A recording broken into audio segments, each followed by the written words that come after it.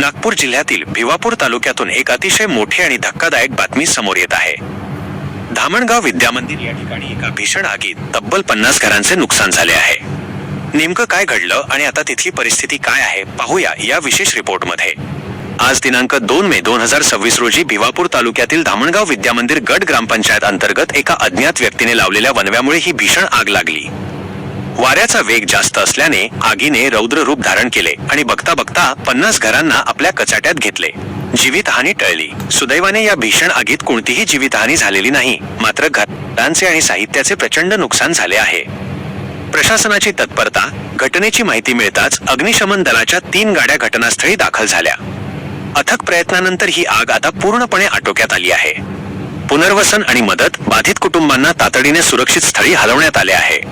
ग्रामपंचायत प्रशासनाकडून त्यांची राहण्याची आणि जेवणाची सोय करण्यात आली आहे। मदत। या घटनेत काही गुरे जखमी झाली असून पशुवैद्यकीय पथकामार्फत त्यांच्यावर उपचार सुरू आहेत। तसेच आरोग्य विभागाची संपूर्ण टीम घटनास्थळी तैनात असून प्रशासनाने परिस्थिती नियंत्रणात आणली असली तरी 50 कुटुंबांचे संसार उघड्यावर आले आहेत।